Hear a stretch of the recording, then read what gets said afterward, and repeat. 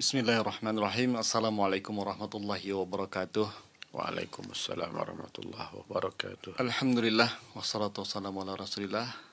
Apa kabar pendengar Radio Pasman FM dimanapun Anda berada? Alhamdulillah pada pagi hari ini kita jumpa kembali di acara podcast Radio Pasaman FM. Kali ini kita bersama Ustadz Zul Asri Rusli. Assalamualaikum Ustadz. Waalaikumsalam warahmatullahi wabarakatuh. Baik pendengar Radio Pasaman FM, pada pagi hari ini kita akan berbincang-bincang dengan Ustadz Zul Asri seputar ruqyah. Dan tema kita pada hari ini itu adalah temanya jangan bermudah-mudah dengan ruqyah. Nah, mungkin Ustadz memberikan kata pengantar atau mukadimah dulu Ustadz mengenai jangan bermudah-mudah dengan ruqyah. Bismillahirrahmanirrahim. Assalamualaikum warahmatullahi wabarakatuh. Waalaikumsalam warahmatullahi. Alhamdulillah wassalatu wassalamu ala rasulillah wa ala alihi wa sahbihi wa mawalah, amma ba'du. Kaum muslimin dan muslimah pemirsa yang dimuliakan Allah, topik kita jangan bermudah-mudah dalam masalah ruqyah. Tentu maksudnya bukan melarang orang untuk meruqyah, tetapi jangan menjadi sangat tergantung dengan ruqyah. Tentu yang dimaksud di sini sangat tergantung dengan ruqyah orang lain. Karena hendaklah seseorang melakukan ruqyah mandiri. Dia sendiri meruqyah dirinya. Ya, kalau dalam hadis kan ini sering ditanyakan kepada saya bahwa bagaimana hukumnya saya atau keluarga saya minta diruqyah, ini berarti tidak masuk golongan 70.000 yang masuk surga tanpa hisab. Memang dalam hadis dikatakan demikian, humul ladzina la yastarqun. Yakni siapa mereka yang 70.000 itu? Yakni mereka yang tidak meminta untuk diruqyah. Kemudian wala yatatayyarun. Mereka tidak minta diramalkan nasibnya. Wala yaktawun. Mereka juga tidak minta dikai. Dikai itu diobati pakai pakai besi panas. Wa ala rabbihim yatawakkalun. Dan mereka kepada Allah bertawakal. Artinya tinggi tawakalnya kepada Allah. Jadi tidak minta diruqyah, tidak minta diramal nasibnya, tidak minta dikai, dan terakhir sekali ini yang paling puncaknya, mereka tinggi tawakalnya kepada Allah. Jadi artinya apa? Setiap diri itu hendaklah membentengi dirinya dengan ketakwaan kepada Allah. Setiap diri itu hendaklah benar-benar mempasrahkan urusannya kepada Allah. Hendaklah dia bertawakal kepada Allah. Jadi di antara bentuk perisai diri adalah taat kepada Allah. Kalau bagi laki-laki, ya seperti yang dikatakan oleh Syekh Wahid Abdul Salam Bali, di antara memperisai diri dari gangguan jin adalah sholat berjamaah ke masjid. Dan bagi semua orang, kaum muslimin dan muslimah, di antara perisai dirinya selalu dalam keadaan berwudu. Bukankah Bilal Ibnu Rabah selalu menjaga wudunya? Ya, sehingga Nabi mengatakan terdengar bunyi sendalnya di surga. Ternyata rahasianya sepertinya sangat mudah, yakni selalu menjaga wudu. Nah, artinya apa? Sebagian kaum muslimin, ya bisa jadi mereka kurang taat beribadah. Maka mereka mudah untuk dipermainkan oleh syaitan. Coba zikir pagi petang. Di antaranya baca la ilaha illallah wahdahu la syarikalah lahul mulku wa lahul hamdu wa huwa ala kulli syai'in qadir. 100 kali pagi, 100 kali petang. Pahalanya sama dengan memerdekakan 10 orang budak. Ditulis untuknya 100 kebaikan, dimaafkan darinya 100 kesalahan, dan dia dijaga oleh Allah dari gangguan syaitan, dari gangguan jin sampai sore. Begitu juga kalau baca zikir sore, dijaga sampai besok. Artinya bila baca zikir pagi petang, dijaga oleh Allah 24 jam. Nah, berarti ada kemungkinan yang sering diganggu, kurang berzikir. Akhirnya, setiap kali diganggu, sangat tergantung kepada ruqyah orang lain. Jadi jangan bermudah-mudah dalam ruqyah, yakni mengharapkan ruqyah dari orang lain, maka ruqyahlah diri sendiri, di antaranya dengan mengamalkan zikir pagi petang. Itu maksudnya. Itu menarik sekali ya. Iya. Menarik sekali. Nah, berarti ya, yang dimaksud dengan bermudah-mudah dengan ruqyah tadi itu terkait juga dengan ibadah ya Ustaz ya. Sangat terkait. Nah, mungkin ada orang Ustaz dalam keseharian Ustaz ya. Misalnya dia merasakan sedikit-sedikit dia pengen diruqyah. Ya itu ya maksudnya. Itu Tapi dia maksudnya. nggak yakin lagi dengan ini Ustaz ya. Itu maksudnya. Jadi pusing kepala, ruqyah. Betul, betul. Padahal dia juga harus cari tahu dulu pusing kepala kenapa. Karena bisa jadi kurang istirahat. Karena bisa jadi salah posisi tidur. Ya, terkilir mungkin urat lehernya. Dan bisa jadi memang banyak pikiran. Sebetulnya begini loh. Karena Allah Subhanahu wa taala sudah ngasih jalan, ngasih tahu cara. Ala bidzikrillah tatmainnul qulub. Ketahuilah hanya dengan berzikir kepada Allah, hati itu akan jadi tenang. Kalau hati sudah tenang, pusing hilang. Kecemasan hilang, tenang, namanya tenang. Cobalah, praktekkan. Ketika kita sedang pusing, sedang panik, sedang tenang, baca zikir. Subhanallah, walhamdulillah, wala ilaha illallah, Allahu akbar. Sibukkan lisan kita dengan zikir. La ilaha illallah wahdahu la syarikalah, lahul mulku wa lahul hamdu wa huwa ala kulli syai'in qadir. Istighfar sebanyak-banyaknya. Astagfirullah, astagfirullah, astagfirullah. Kemudian amalkan zikir-zikir, doa-doa yang diajarkan oleh Nabi. Dan itulah ruqyah mandiri itu. Di antaranya, ya, Nabi merintahkan seorang meletakkan tangan kanannya.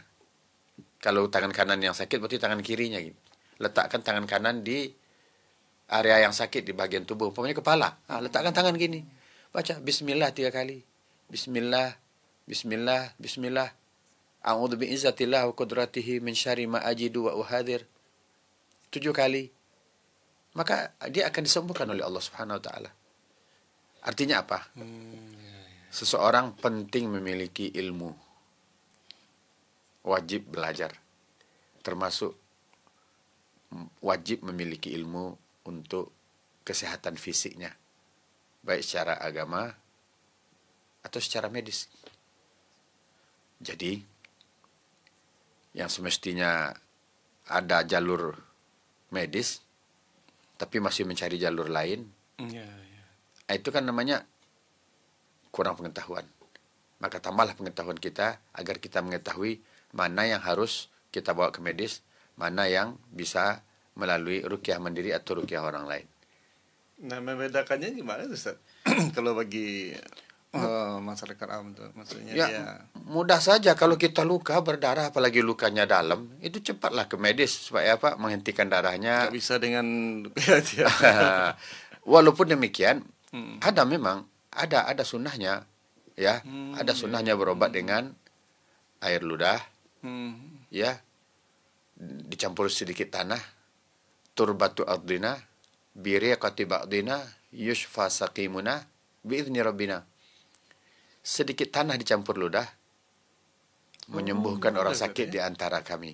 Artinya, diletakkan telunjuk, ditempelkan ke lidah atau di ludah telunjuk kita, kemudian tempelkan ke tanah, kan nempel tuh tanah di telunjuk kita itu, kemudian tempelkan ke area yang sakit.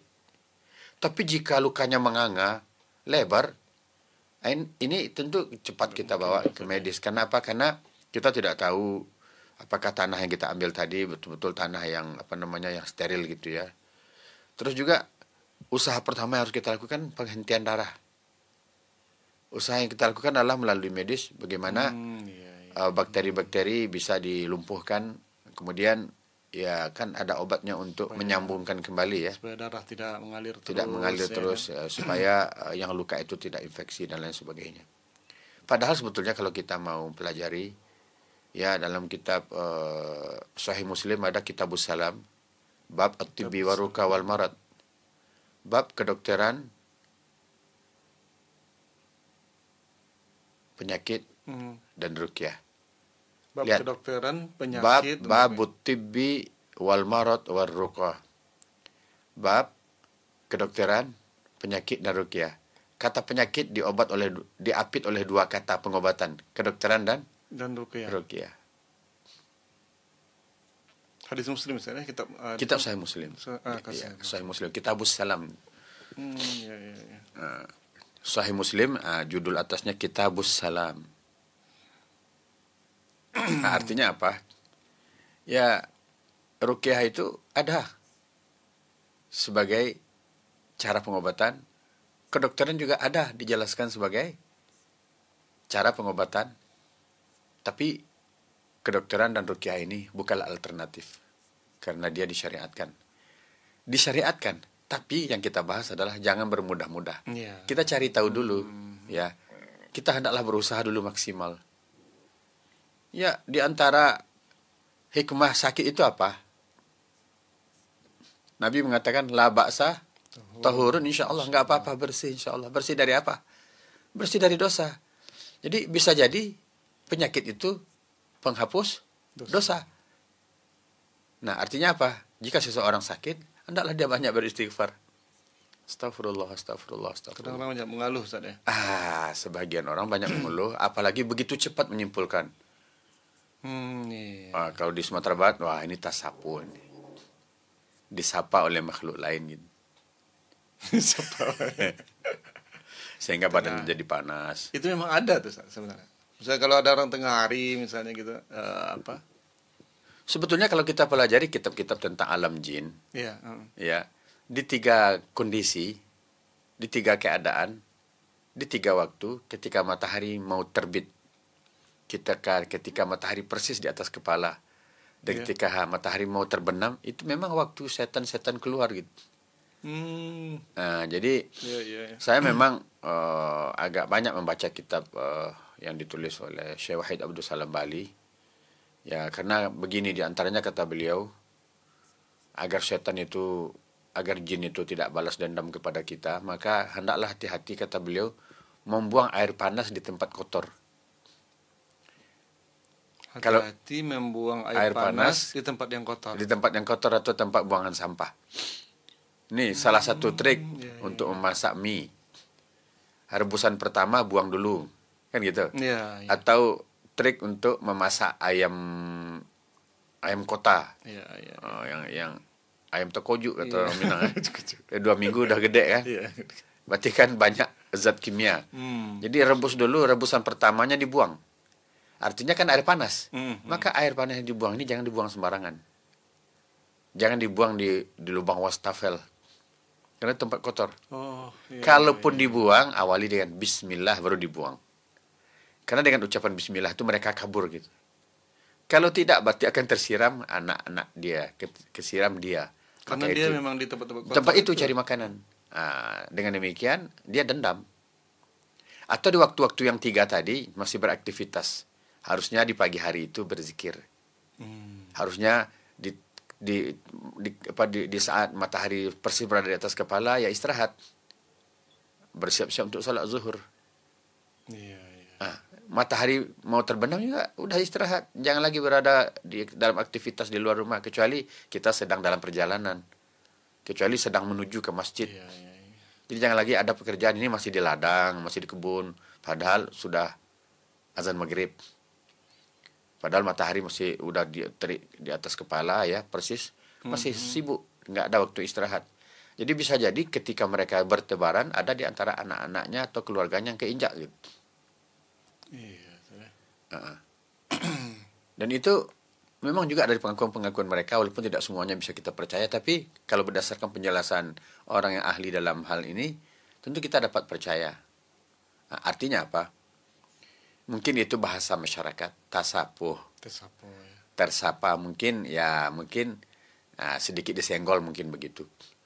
Ya, itu tidak salah kalau ada anggapan seperti itu, tapi jangan semuanya dikatakan tasapuh. Bisa jadi ada yang tasapuh, bisa jadi ada yang tidak. Yang salah adalah cara pengobatannya. Nah, makanya zikirlah pagi petang. Selalulah berzikir, insya Allah. Bukankah kita mengetahui bahwa Umar bin Khattab radhiyallahu anhu, setan takut padanya. Kalau Umar lewat jalan ini, setan ngambil jalan yang lain. Yang menghindar. Ini mengandung makna apa? Umar bin Khattab kan ketakwaannya tinggi. Nah, bukan berarti kita tidak bisa menghindar dari syaitan atau syaitan menghindar dari kita? Bisa.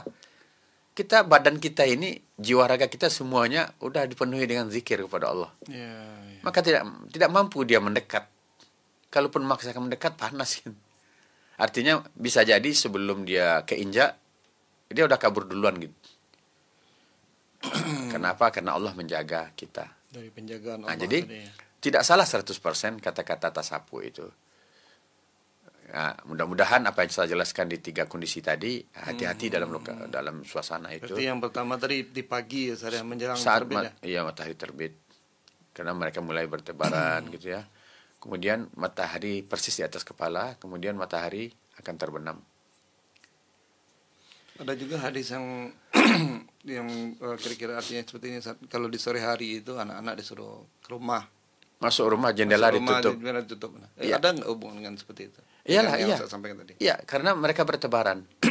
Oleh sebab itu, ketika orang tua baca zikir, anaknya juga diikut sertakan. Ya, baca zikir, anak-anak ada di samping. Pokoknya ketika Allah mabika asbahna, ya Allah, dengan karuniamu kami berpagi hari gitu. Nah, jadi memang harus zikir, harus berzikir. Nah, jadi tidak bermudah-mudah dengan ruqyah. Udah tahu nih, dia asam lambung tinggi. Larang pantangannya selalu dilanggar. Ya. Kemudian mengeluh agar penyakitnya dibantu di ruqyah. Mungkin kita akan dapat layanan, mungkin layanan sugesti. Ini penyakit Anda secara medis, apalagi sudah diputuskan oleh medis, ini asam lambung. Maka ikuti aturan medis. Supaya apa? Supaya tidak melanggar aturan. Karena penyakit asam lambung itu sangat sensitif terhadap beberapa makanan dan minuman. Untuk sementara waktu ya hindari. Kalaupun iya, jangan dikonsumsi berlebihan. Kemudian di antara efek dari asam lambung itu memang kepada anxiety, kecemasan. Bisa berujung kepada kecemasan, iya. Nah, dalam Islam itu, cara menghadapi kecemasan ya tadi itu lagi, berzikir. Apa yang kita cemaskan? Iman kepada takdir.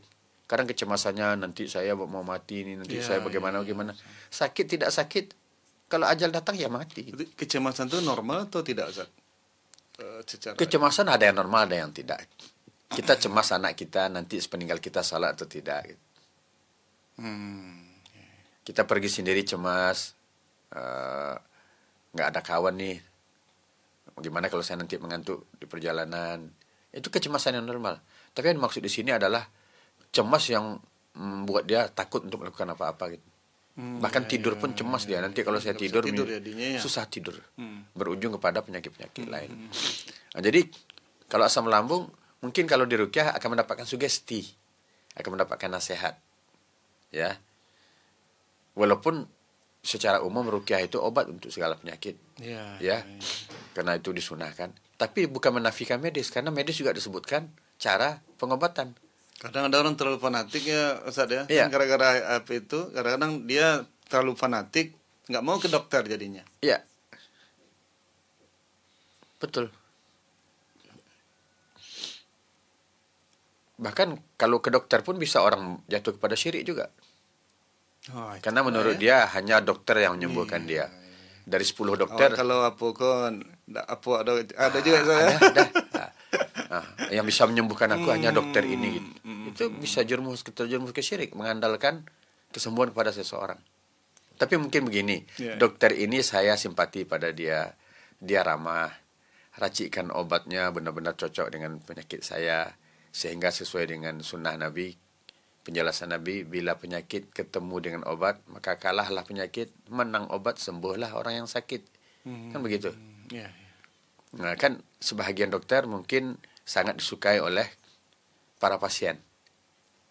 Ya, tapi jangan sampai mengatakan, saya kalau dengan dokter itu sembuh saya.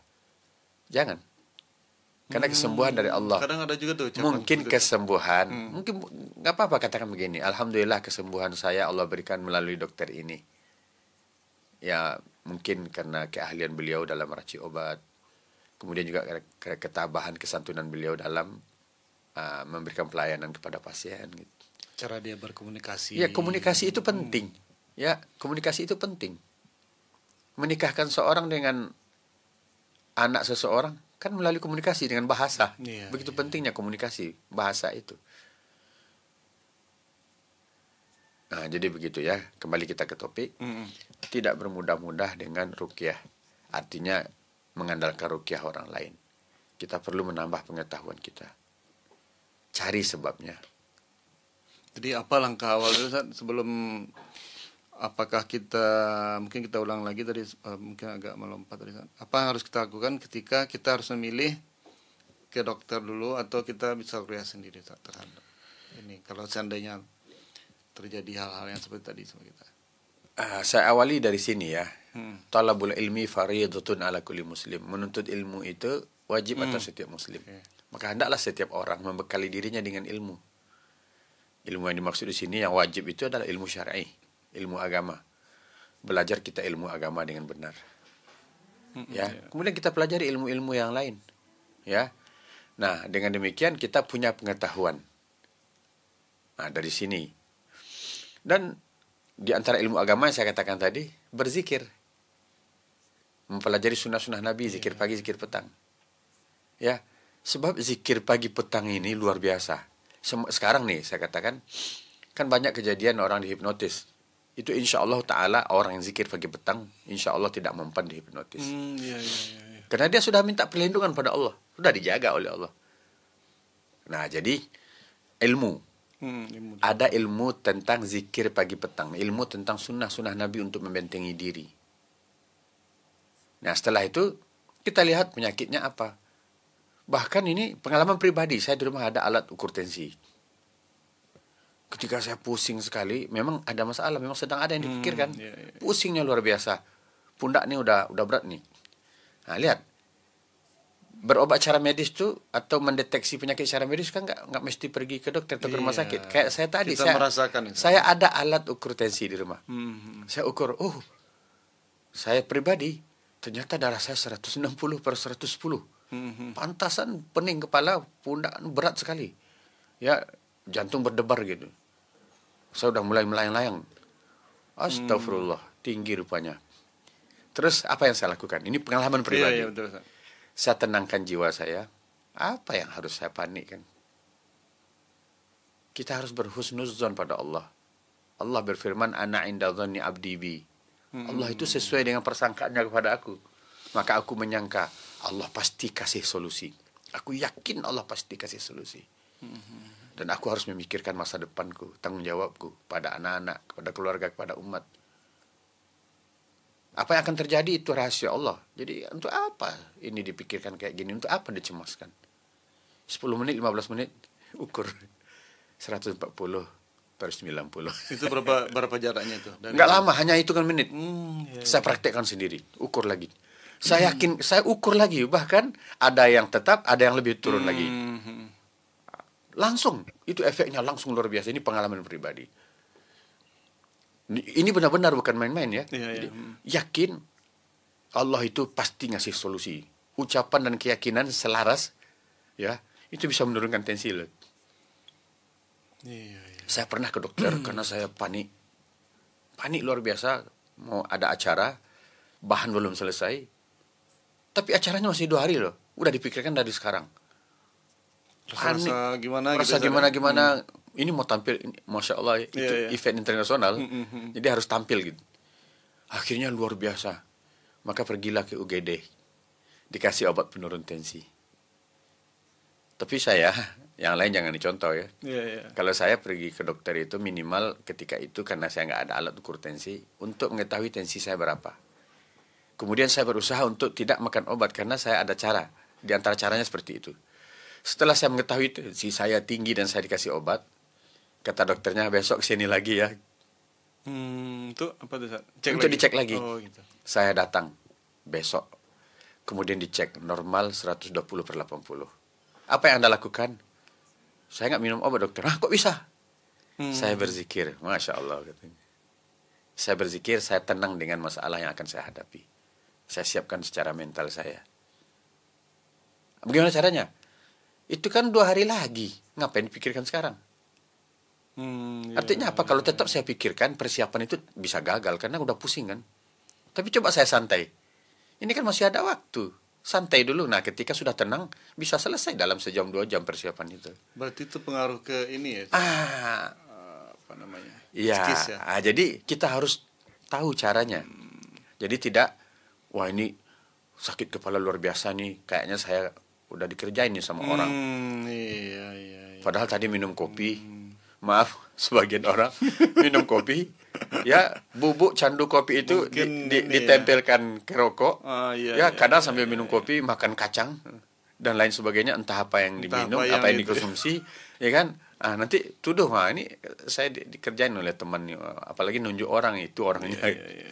Jadi ketahui dulu sebabnya, cari sebabnya. Ya kalau saya pribadi, kalau udah pusing bisa jadi terlambat makan dulu. Atau saya terlalu capek, relax dulu. Kecuali yang benar-benar darurat. Pokoknya ini kita kita keinjak paku nih. Keinjak paku itu kan itu kalau nggak cepat dibawa ke rumah sakit bisa kan tetanus, ancaman tetanus. Ya udah cepat pergi ke rumah sakit. Cuman seperti yang saya bilang tadi, lakukan sendiri pengobatan awal. Ya. Ludahi telunjuk atau tempelkan ke lidah sampai basah. Celupkan atau tempelkan ke tanah, tempelkan ke bekas. Itu, insyaallah taala. Itu untuk apa-apa aja misalnya. Apa-apa penyakit, apa-apa penyakit. Tapi yang nggak berat ya, maksudnya seperti yang luka lebar tadi misalnya. Iya. Karena kalau luka lebar apalagi hampir putus itu kan usaha medis adalah menyambungkan kembali. Iya. Kemudian ada juga Ustaz. Jadi dulu, intinya pengetahuan, mencari tahu. Iya. Nah, gitu. Iya. Jadi pengetahuan, kita mengetahui mencari tahu, karena kan badan kan kita bisa merasakan sendiri ya Ustaz ya. Badan kita yang merasakan kita.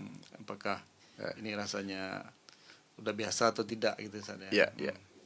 Terus Ustaz gimana? Iya, memang demikian. Setelah itu ya saya pernah baca sebuah tulisan begini. Di negara Arab Saudi umpamanya. Rumah sakit itu sepi. Sepi, Zat? Iya. Kecuali di musim memang haji. Memang nggak ada orang sakit atau bagaimana? Kecuali di musim haji dan umrah. Itu nggak orang yang itu ya, Zat? Karena jamaah juga banyak yang sakit. Artinya apa? Bila mereka sakit, mereka istighfar. Mereka introspeksi diri dulu. Kemudian mereka ruqyah mandiri.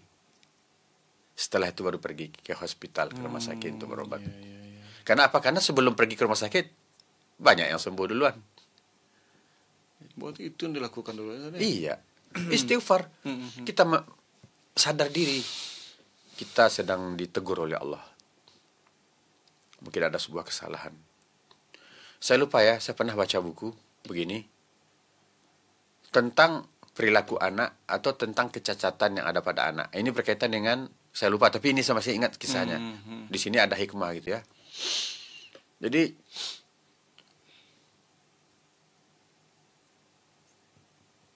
wa ma asabaka min musibah famin nafsik. Apapun musibah yang menimpa dirimu itu disebabkan oleh dirimu sendiri, kan gitu. Artinya disebabkan oleh dosamu. Wa ya'fu an katsir, dan Allah maafkan lebih banyak. Ketika membahas kitab itu dalam sebuah majelis, seorang jamaah berkata, "Saya sudah buta dari lahir. Lantas apa dosa saya?" Maka dijawab oleh Syekh yang ngisi kajian, "Bidzunubi walidaik." Disebabkan dosa kedua orang tuamu. Jadi dosa kedua orang tua akan berefek kepada anak. Oleh sebab itu, hendaklah orang tua banyak-banyak beristighfar. Ketika melihat banyak perangai anaknya, orang tua harus banyak beristighfar. Karena secara ilmu psikologi, sikap, kepribadian, perilaku anak itu 50-50. 50% diwariskan dari orang tua, dari gen, 50% dari lingkungan. Maka wariskanlah kepribadian yang baik pada anak-anak. Perbaiki itu bukan berarti harus begitu terus, tidak. Bisa diperbaiki. Maka dengan belajar ilmu, dengan belajar agama, bisa kita perbaiki. Yang tadinya kita suka marah-marah, omongan kita kasar. Sekarang kita tahu belajar. Orang yang paling kuat, kata Nabi, yang paling bisa menahan amarahnya. Seperti yang kita bahas dalam khutbah itu. Jangan katakan suatu perkataan, yang setelah itu minta maaf atas perkataan itu. Jadi berpikir dulu sebelum berkata. Maka wariskan itu kepada anak-anak kita. Jangan sedikit-sedikit apapun disampaikan dengan penuh emosi. Gitu. Ya, jadi Ini agak jauh penjelasannya. Betul, Ustaz. Jadi kembali kepada pembahasan kita tadi. Jadi hendaklah banyak beristighfar. Orang tua melihat anaknya seperti itu banyak beristighfar. Orang tua melihat sakit anaknya juga harus banyak beristighfar. Apalagi anaknya masih kecil belum bisa diajak istighfar. Iya. Orang tuanya yang beristighfar. Kemudian sebetulnya rukyah itu kan mudah karena agama ini mudah. Ad-dinu yusrun kata Nabi. Agama itu mudah.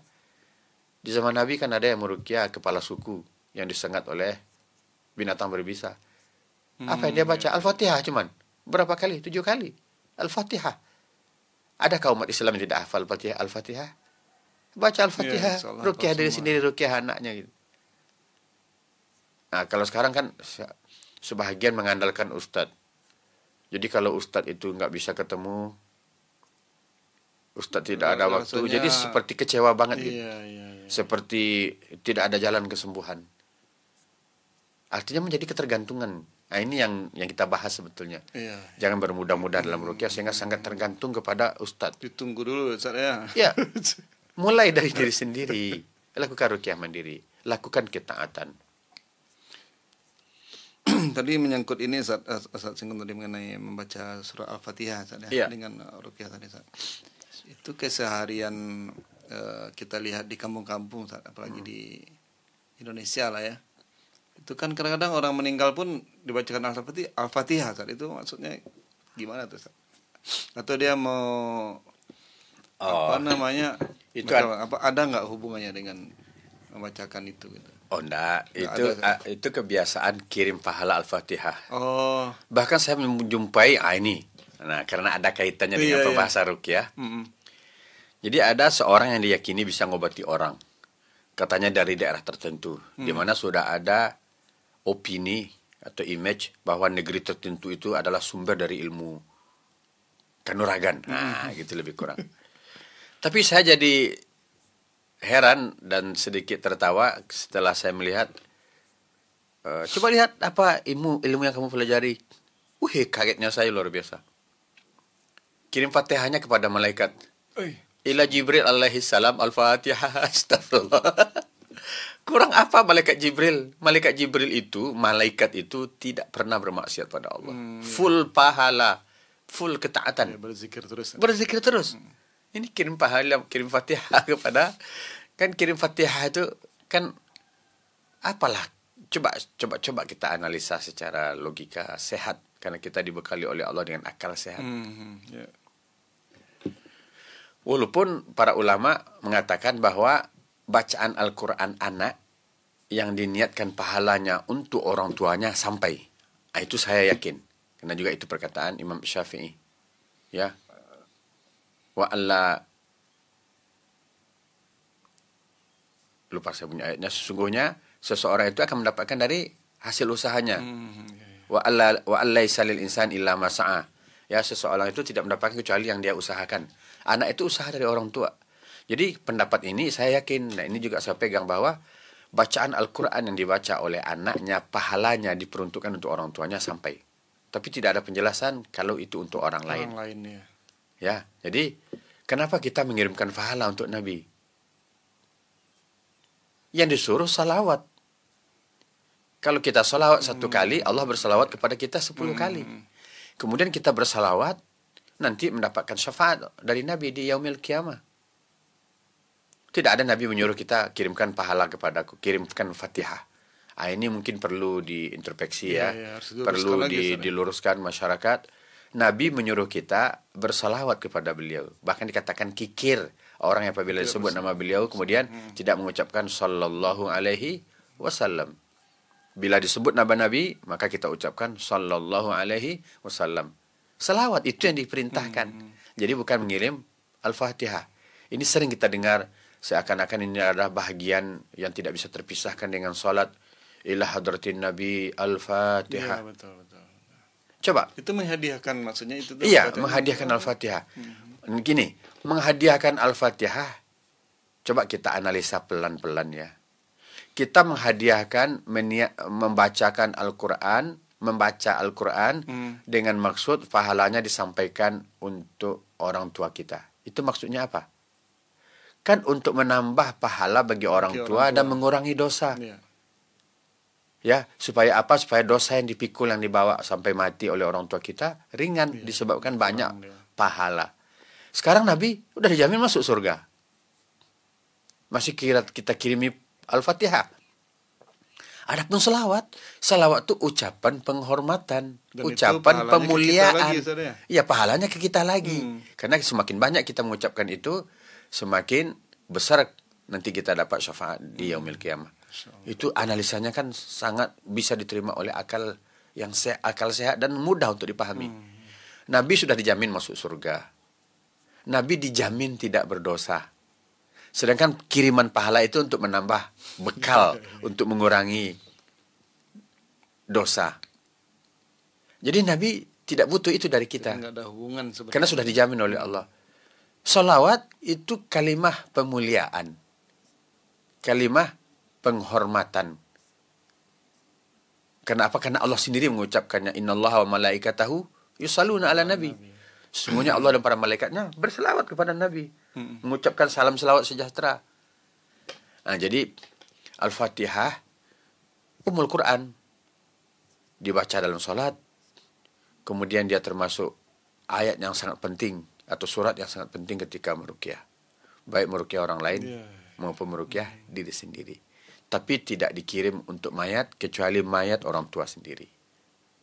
Orang tua itu catatannya. Itu dia untuk orang tua. Ya, artinya dibacakan Al-Fatihah dan bukan hanya Al-Fatihah. Iya. Kadang kita ini suka mencari yang gampang-gampang saja. Al-Fatihah, Ummul Quran, iya. Itu aja dibaca. Itu aja terus. Padahal Al-Quran bukan hanya itu. Termasuk Yasin. Seakan-akan Al-Quran hanya Yasin. Padahal Al-Quran 30 juz. 114 surat. Baca semuanya. Jadi untuk orang tua kita bacakan ayat Al-Quran, kita kirimkan, kita niatkan pahalanya untuk orang tua. Bahkan bukan hanya itu, punya uang, punya kemampuan, dihajikan, diumrahkan, dibadalkan. Ya. Nah, kemudian kita doakan. Kita mintakan ampun kepada Allah untuk beliau gitu. Kita sambung tali silaturahim dengan keluarga beliau. Kemudian kita menuntut ilmu, karena pahala kita menuntut dan mengajarkan ilmu ngalir ke orang tua kita. Ya. Kemudian orang tua kita ketika masih hidup sedekah juga termasuk, ini sedekah atas nama orang tua tuh sampai dari anak dari anak. Nah, gitu. Nah, kemudian Ustaz, berhubungan dengan tema kita tadi Ustaz, ruqyah yang mudah-mudahan ruqyah. Tadi Ustaz menyampaikan meruqyah dengan membaca Al-Fatihah. Nah, di samping dalam kondisi seperti apa kita membaca surah Al-Fatihah itu untuk yang meruqyah tadi Ustaz? Untuk saya pertama di awal ruqyah baca itu. Tetap. Diawali dengan, karena cara membaca Al-Quran ini termasuk juga imam ya. Setelah Al-Fatihah, kalau di rakaat pertama baca Qul ya ayyuhal kafirun, di rakaat kedua jangan baca Alam Nashrah. Terbalik jadinya. Harusnya di rakaat pertama Alam Nashrah, di rakaat kedua, atau Sabbihis di rakaat pertama, Al-Baqarah di rakaat kedua. Jadi berurutan, secara urutan suratnya.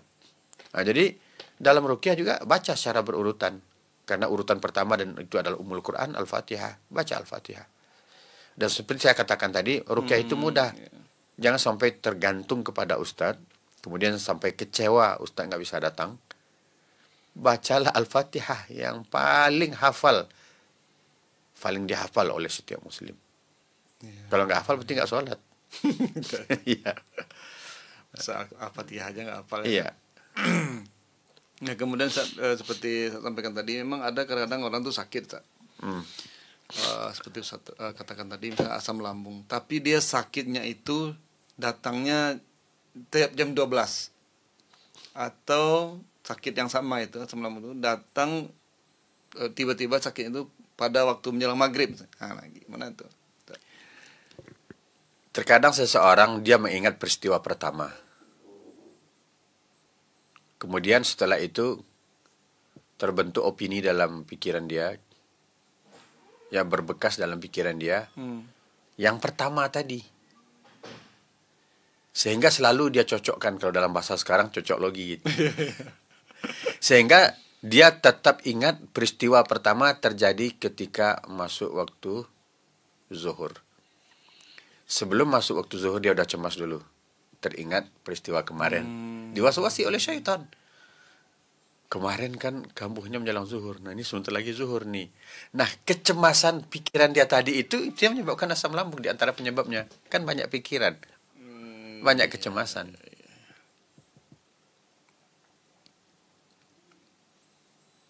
Karena kan tidak semua orang. Kalau memang begitu, harusnya semua orang yang asam lambung kambuhnya menjelang maghrib. Dimanapun orangnya di muka bumi ini. Maka teori asam lambung adalah siap-siap dia akan kambuh berapa menit menjelang maghrib. Kan tidak demikian kan? Nah, itu dia. Jadi kadang orang dia mengingat peristiwa pertama yang terjadi, itu aja yang diyakini terus menerus. Ya. Jadi ketika datang waktu itu, dikonekkanlah dengan pikirannya tadi ya. Atau bisa jadi jam 12. Kalau kita di Indonesia jam 12 itu jam apa? Antara jam 12, jam 1, jam 11, jam 12, jam 1. Waktu apa? Waktu makan siang. Wah, waktu makan siang ya. Kecuali Ramadan, makanya di bulan puasa jarang kambuh asam lambung. Karena kepikiran ya. Karena nggak ada pikiran untuk makan. Perut udah tahu, dia udah tahu bahwa dia akan mendapat gilingan makanan, akan menggiling makanan di waktu tertentu. Tapi coba di luar Ramadan, bisa kambuh asam lambung. Kenapa? Karena pola pikir kita. Nah, bisa jadi menjelang zuhur, ya, jam makan. Menjelang maghrib, jam makan malam. Jadi sudah harus ada yang masuk ke perutnya, masih belum. Akhirnya nggak ada yang akan diproses dalam perut. Sehingga kambuh asam lambungnya. Jadi pikiran juga. Itu dia. Nah, itu pentingnya ilmu tadi. Ya. Ya, sama-sama. Nah, kemudian ada satu lagi, mengenai kebalikan dari yang tadi itu ya. Jangan mudah-mudah dengan ruqyah. Nah, sekarang ini kapan waktunya yang tepat? Ketika kita memang harus diruqyah, nggak bisa medis nih, harus diruqyah. Kapan waktunya kita bisa menyampaikan? Saat dibutuhkan. Iya. Saat dibutuhkan. Karena begini ya. Kalau tadi saya jelaskan dari awal, jika kita sakit, kita istighfar, kemudian kita ruqyah. Bahkan saya nggak tahu sekarang kitab itu ada di tangan siapa. Saya pernah dipinjamkan kitab, tapi apakah sudah kembali kepada beliau, bahwa ada ulama di negeri Arab sana bisa dengan izin Allah mengobati penyakit kanker dengan ruqyah, dengan cara umpamanya kankernya di tangan, di ruqyah dengan ditiupkan langsung. Kan cara ruqyah itu baca ayat kemudian ditiupkan, sembuh. Ya, artinya kita awali dulu dengan istighfar, ingat pada Allah. Kemudian kita coba ruqyah. Kemudian kita ini kan orangnya begini. Terkadang kita atau ada di antara kita melakukan kesalahan dalam waktu yang lama. Sebulan, 2 bulan, setahun, 2 tahun. Bahkan tenang aja hidupnya, nggak sholat 2 tahun. Kemudian tiba-tiba sakit.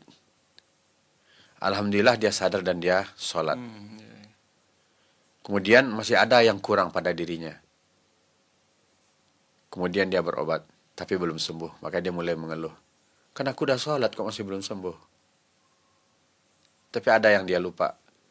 Berapa lama dia bermaksiat pada Allah. Sakitnya baru seminggu. Berapa lama dia menyakiti dirinya. Dengan meminum minuman beralkohol. Dengan menenggak narkoba. Apalagi narkoba itu zat adiktifnya akan mengalir dalam dirinya kan. Penyembuhannya butuh waktu. Iya udah sholat. Tapi kan prosesnya lama, panjang. Nah, jadi kita istighfar, bertaubat. Kemudian kita ruqyah. Kemudian kita ke dokter. Nah, ke pertanyaan tadi. Kapan kita diruqyah? Saat diperlukan. Nah, contohnya, udah berobat kemana-mana. Ini ada pengalaman, ada kejadian. Iya, iya. Kalau bahasa Melayunya kita ada pusing-pusing luar negara. Pusing-pusing itu berputar-putar, udah kemana-mana. Keliling-keliling. Tak sembuh. Alhamdulillah dengan ruqyah sembuh.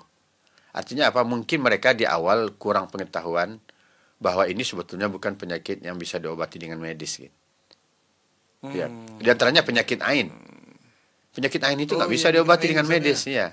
Penyakit ain dalam bahasa Minangnya palasi, cuman sangat terbatas.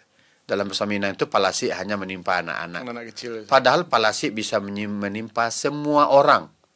Bahkan bisa menimpa benda. Bisa menimpa orang, bisa menimpa benda. Benda. Maksudnya benda gimana, Ustaz? Umpama kita ngelihat mobil orang mewah sekali. Kita bilang, wow. Itu bisa-bisa berefek ain kepada mobil orang itu dan orang yang di dalamnya. Bisa saja sopirnya sedetik mengantuk, 2 detik mengantuk, akhirnya nabrak.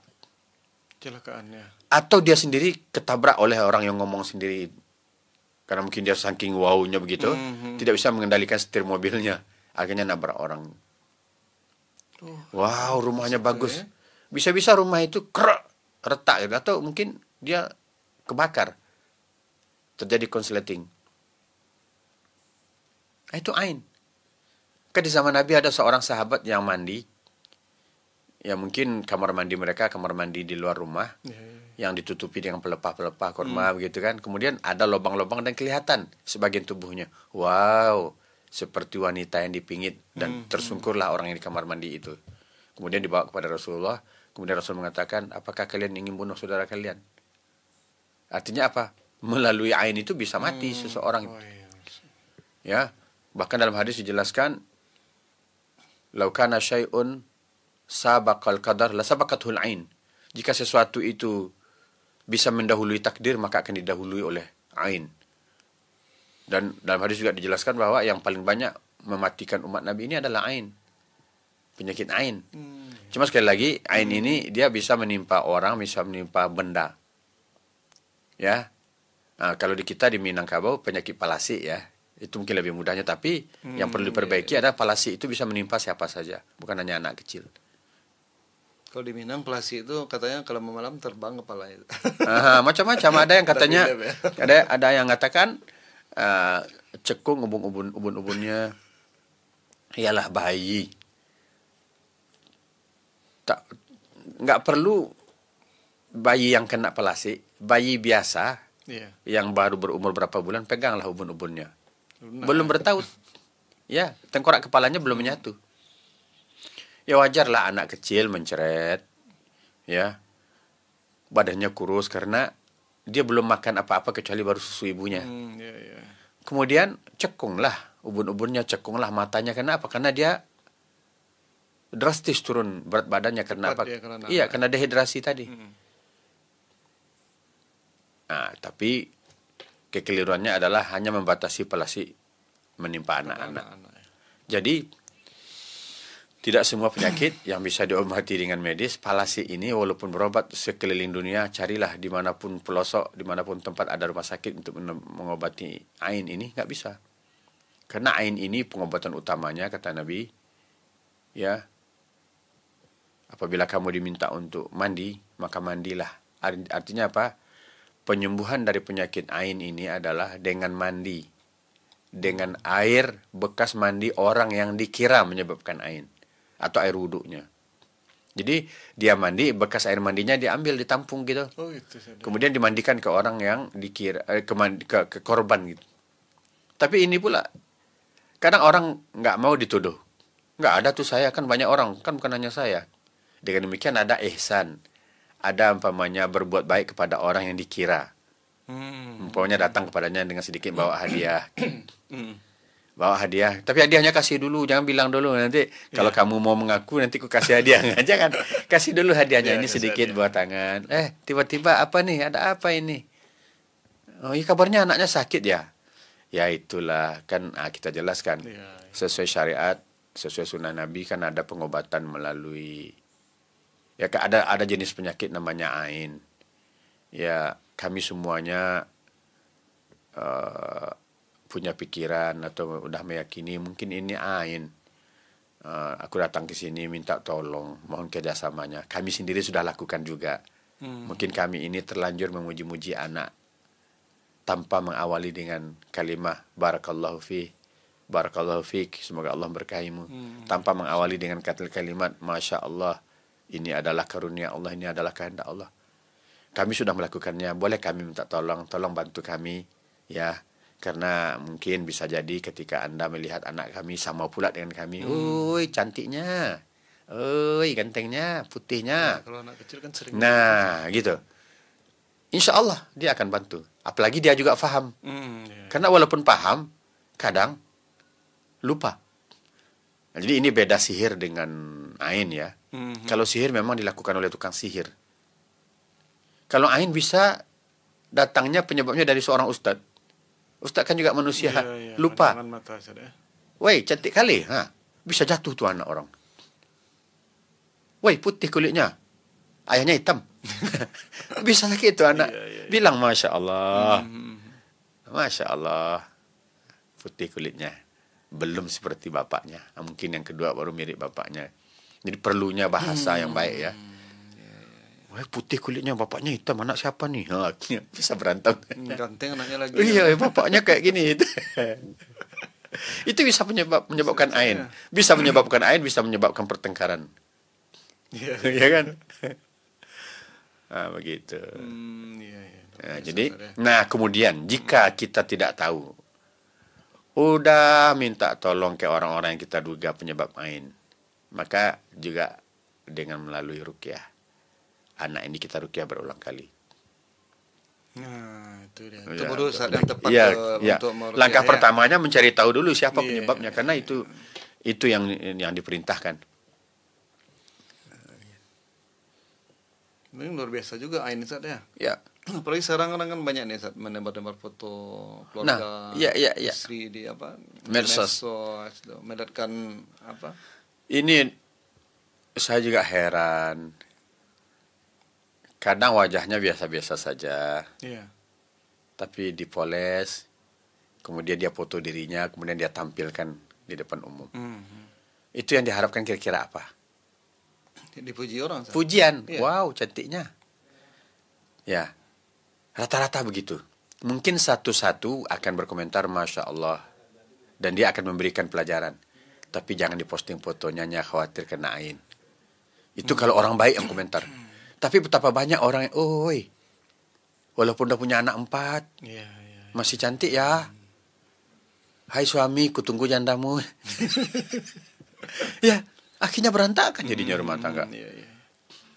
Ini pengetahuan kaum muslimin ini benar-benar tidak terkendali disebabkan disebabkan perkembangan teknologi informasi hari ini. Karena ilmunya nggak ada tadi. Karena ilmu agamanya minim.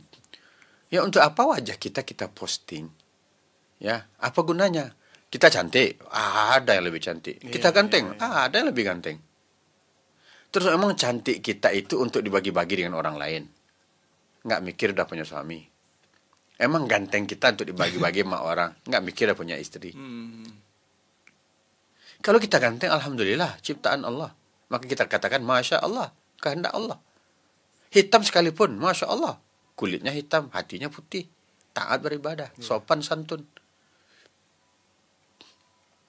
Sebenarnya lebih gawatnya lagi saat kalau di foto disebar di media sosial itu kita nggak tahu orang yang melihat siapa. Iya, melihat siapa atau yang memuji berlebihan itu. Katanya sekarang juga karena teknologi sekarang itu berbahaya, bisa diedit, disambungkan bisa disalahgunakan juga. Bisa disalahgunakan, diedit dengan foto-foto yang foto-foto yang tidak menutup aurat, bahkan mungkin tidak berpakaian sama sekali. Iya. Jadi janganlah suka memposting-posting tentang diri kita di media sosial gitu. Kecuali mungkin ya karena tidak bisa dihindari, mungkin tentang ilmu ya yang tidak bisa kita elakkan. Umpamanya foto-foto untuk dokumentasi yang merupakan pelaporan untuk tanggung jawab gitu ya. Jadi intinya jangan bermudah-mudah. Jadi samping tadi samping mengenai penyakit ain tadi ya yang kita istilahnya kita bisa untuk meminta untuk diruqyah tadi, apalagi selain itu? Ya, penyakit fisik juga bisa. Fisik bisa juga. Fisik seperti yang saya jelaskan tadi, penyakit apa namanya, penyakit kanker bisa disembuhkan dengan ruqyah. Tapi bukan berarti menafikan medis gitu. Medis juga. Iya. Kemudian ya kalau kerasukan udah jelas, kalau orang kerasukan udah jelas diruqyah. Karena dengan cara itu untuk mengusir jinnya. Karena jin yang bersarang di badan seorang itu, merasuki seseorang itu tidak akan nyaman mendengarkan bacaan Al-Quran. Ya. Yang jelas itu tidak bisa mendiri, Ustaz ya. Kalau seperti itu udah nggak bisa mendiri. Paling ketika dia sadar, kita suruh dia bentengi diri dengan zikir pagi petang. Kalau dia sudah, kalau itu bisa, ya jadi mungkin tahap awalnya diruqyah dulu. Ini yang tingkat parah ya. Tahap awal diruqyah dulu sampai dia sadar, sampai dia bisa diajak bicara. Nah, baru disuruh dia beribadah, melaksanakan ibadah wajib. Kalau dia perempuan suruh dia tutup aurat. Kalau keluar rumah atau walaupun di rumah ketika ada yang bukan mahram masuk, tutup aurat. Oh, ada pengaruhnya ke situ, Ustaz ya? Iyalah. Karena terkadang seorang wanita itu kena sihir karena ada kekecewaan pihak lain gitu. Ada kehendak pihak lain yang tidak terlaksana. Maka di antara cara yang dia lakukan adalah dia mengambil rambut perempuan itu. Bukankah Rasulullah terkena sihir karena apa? Rambut yang terlepas dari kepala beliau yang ada pada sisir. Yang diintai oleh penyihir Yahudi. Lubaib bin al-Asam. Ya kan? Diikatkanlah itu pada mayang korma. Kemudian Nabi, qadarullah, ya, karena Nabi juga manusia biasa seperti kita secara fisik. Nabi tersihir kan. Maka hati-hatilah wahai muslimah. Di antara hikmah wajibnya jilbab bagi perempuan agar rambutnya nggak diambil. Nanti rambut itu dijadikan media sihir.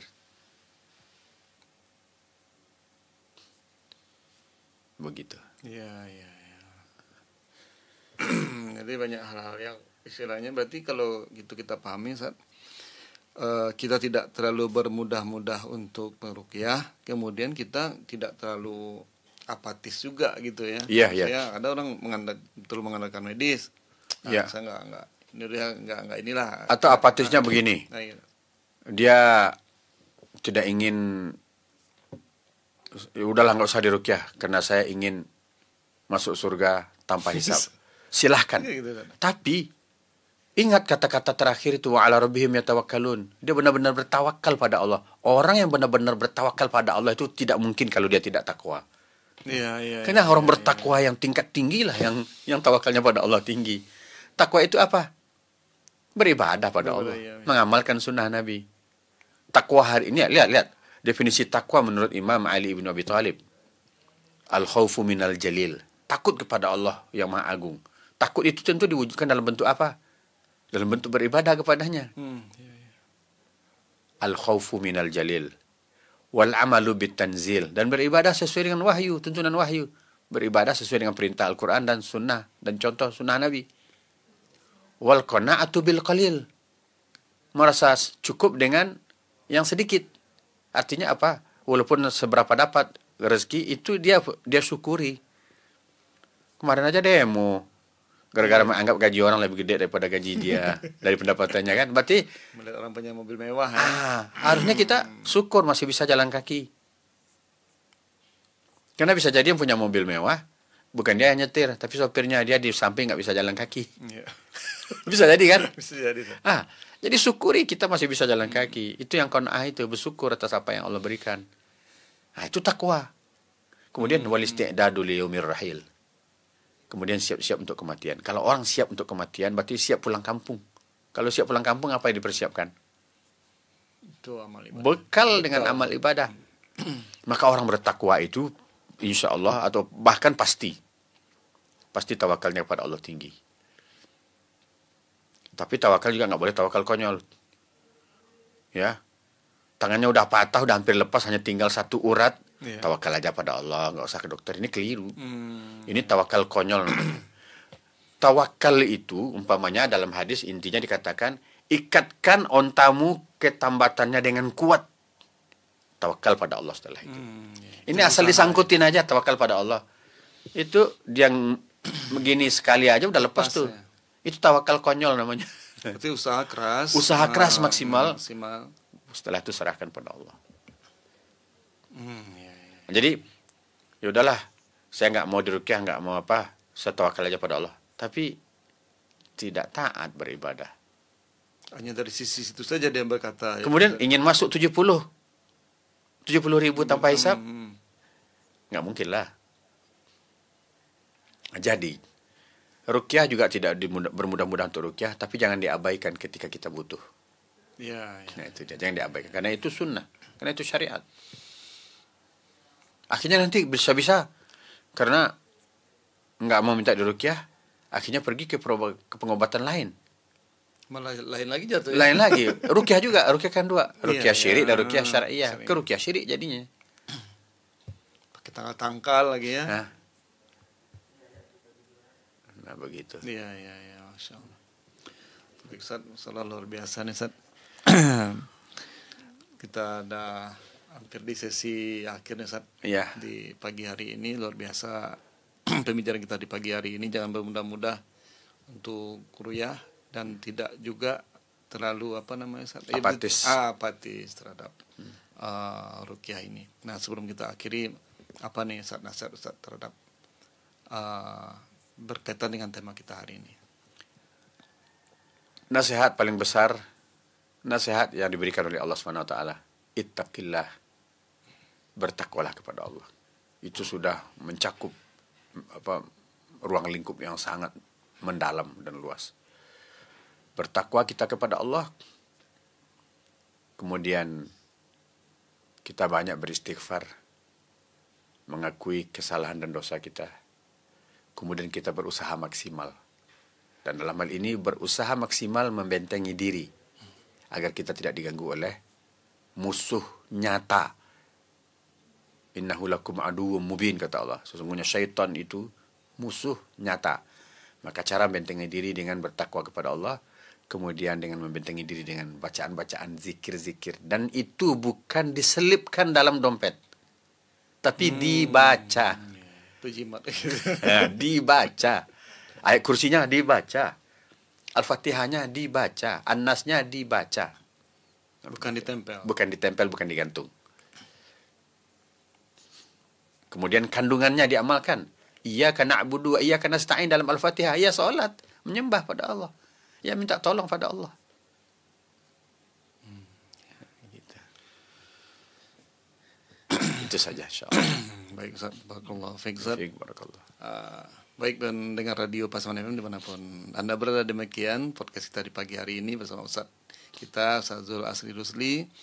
Mudah-mudahan nanti kita akan bisa podcast lagi ya di lain waktu dengan tema yang berbeda. Akhirnya kita mohon diri dulu. Saya Taufik Drian mohon diri, mohon maaf atas segala kekurangan. Wassalamualaikum warahmatullahi wabarakatuh. Waalaikumsalam warahmatullahi wabarakatuh.